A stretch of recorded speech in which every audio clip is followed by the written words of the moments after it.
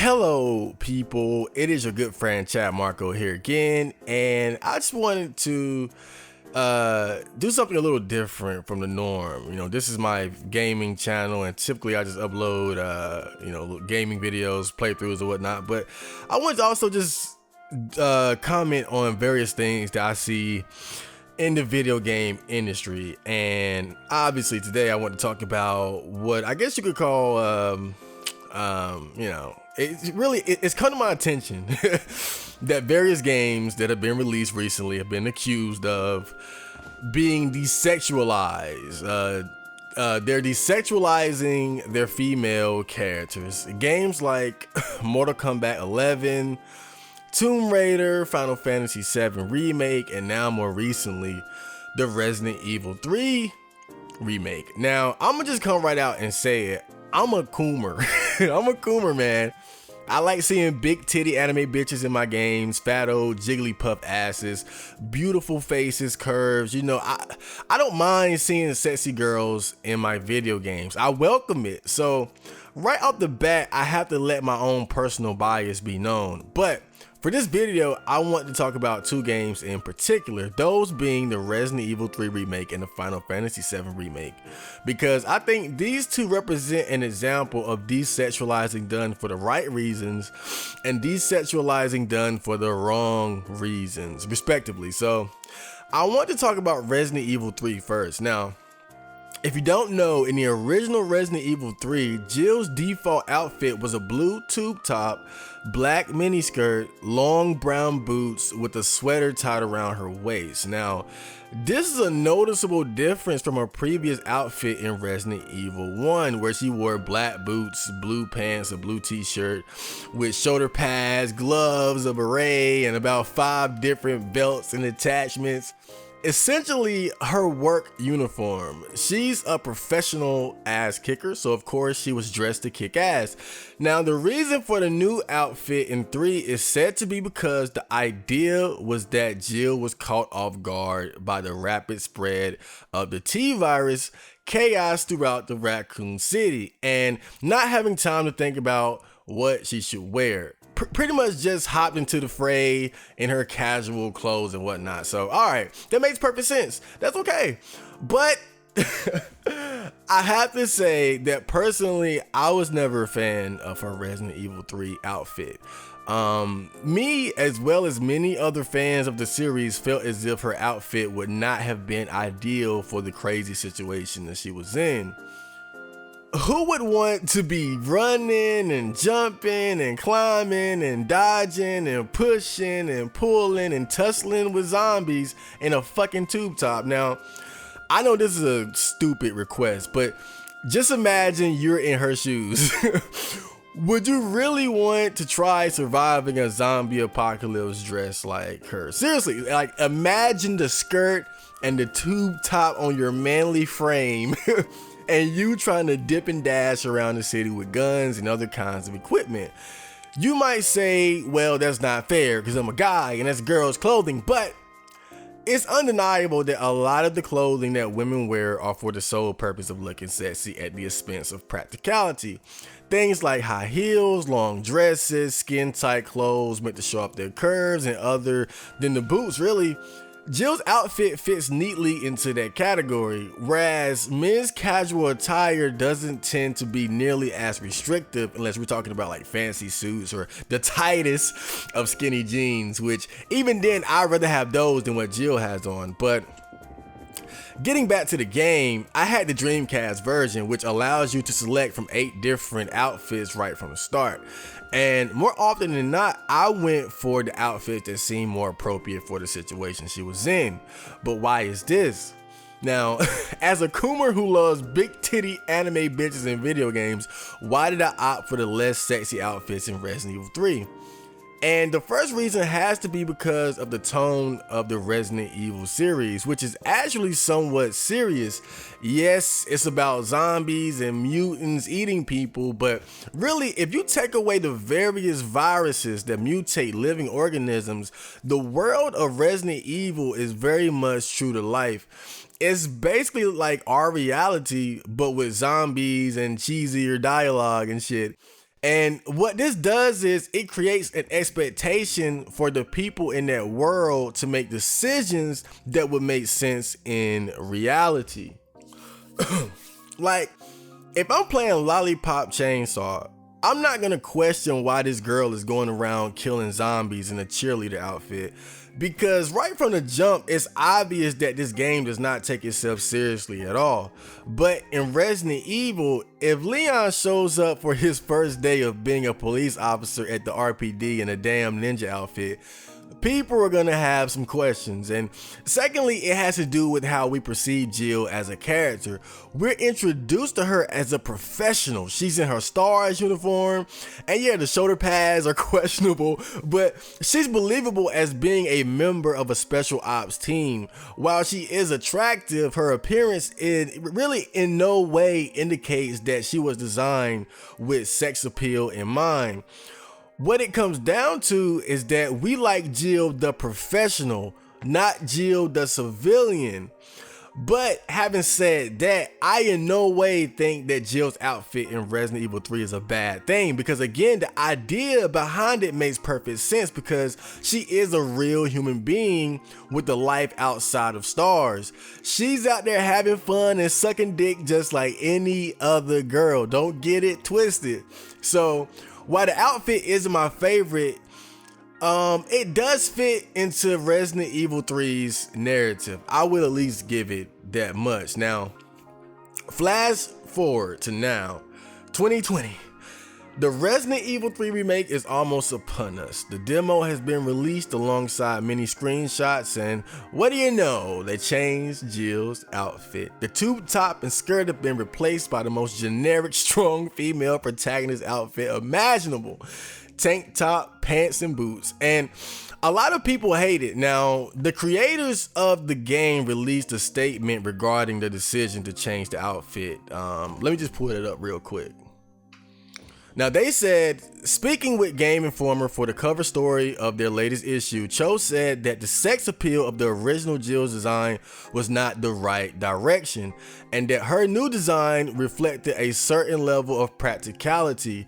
There were a lot of discussions internally. Wait, did they say her? Oh God, it's looking bad. There were a lot of discussions internally about that direction. The original design of Jill Valentine was clearly going for sex appeal, but that was not the right direction.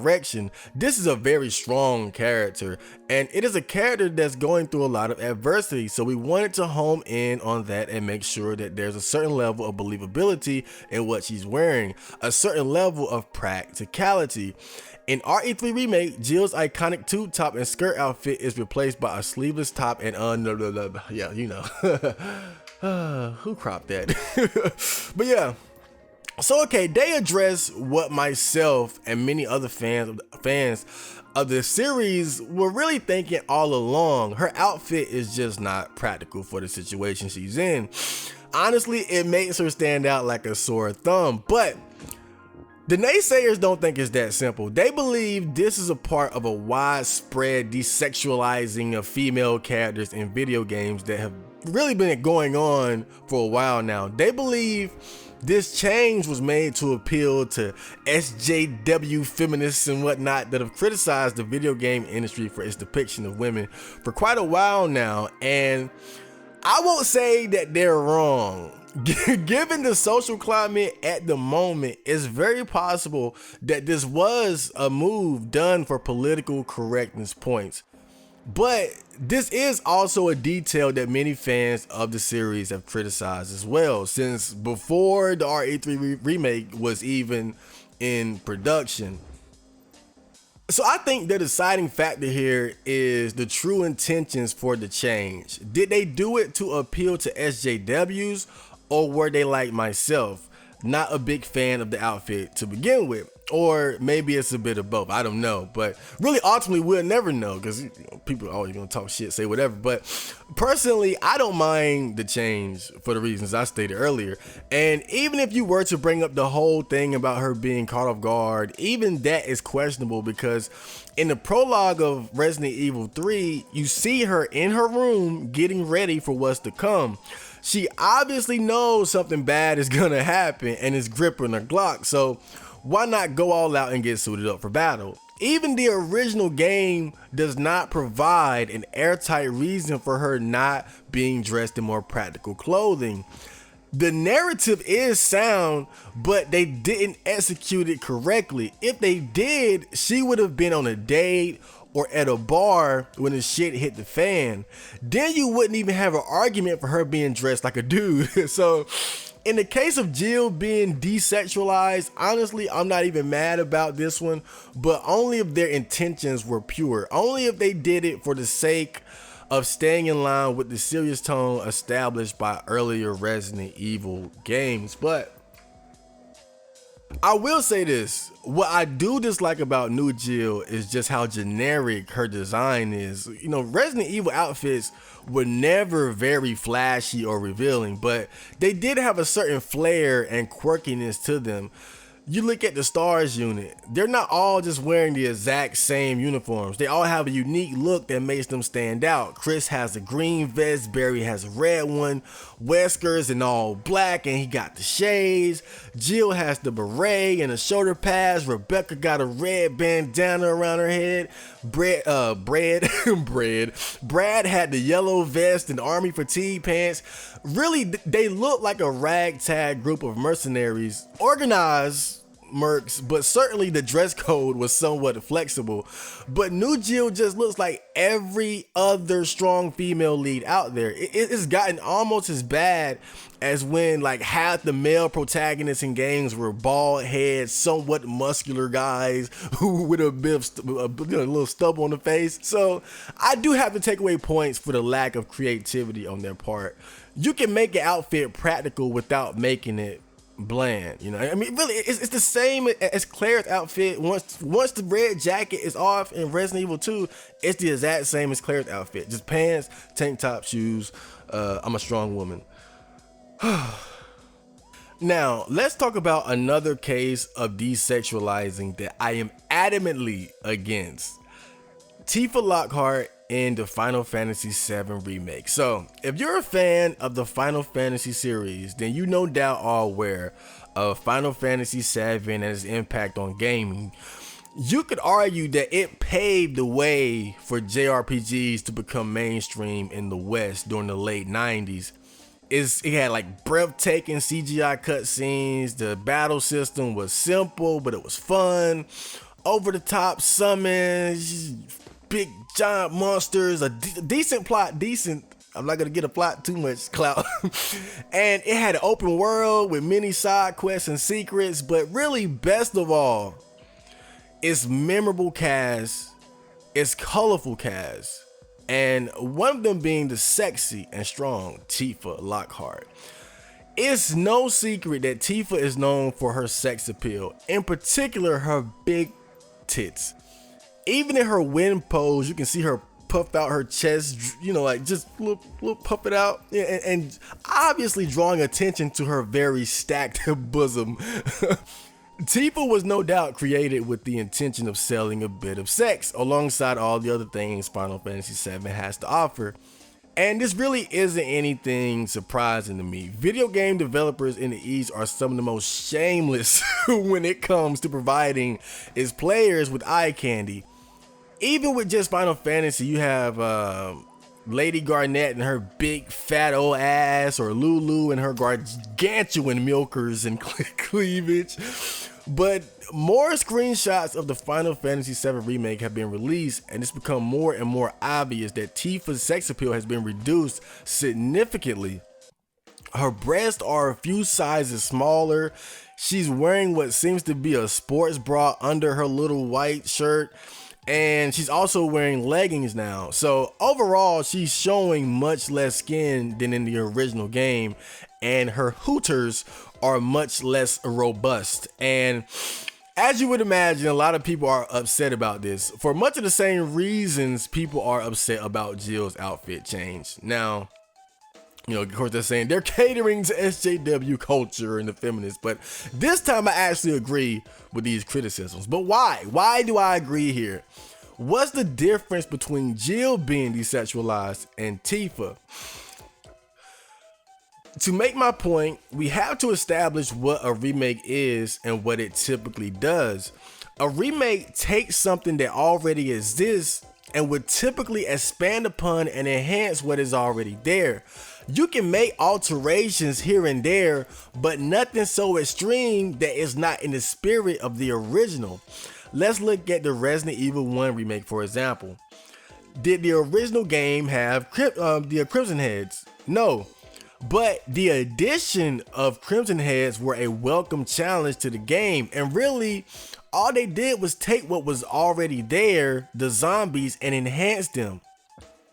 Let's look at the Final Fantasy VII remake. Many people have commented on how flirtatious Jessie is with Cloud, but if you played the original, then you would know she was a little flirty with him in that game as well.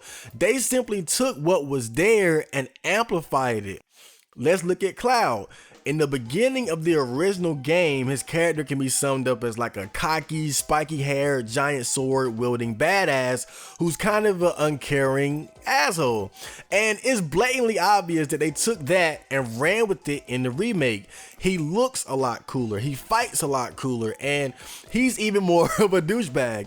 They took what he was and amped it up.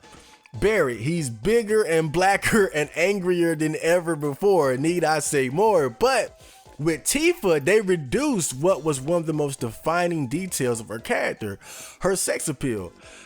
Like it or not, right or wrong, Tifa was designed with sex appeal in mind from the very beginning.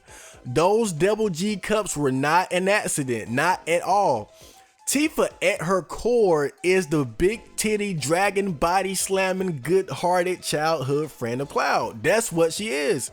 But they dialed it back. They did not embrace Tifa for what she is and what she represents. Therefore, the integrity and artistic merit of the game has to be called into question. So you might say, well, Chad, if wearing a skirt isn't practical for killing zombies, then why wouldn't Tifa wear a sports bra and have breast reduction surgery so she can body slam giant monsters? And to that, we go back to my previous point. Resident Evil has a much more realistic setting and tone. Really, other than the viruses, it's a normal world. Final Fantasy VII doesn't even take place on the same planet as ours. It has all kinds of unrealistic magical shit going on.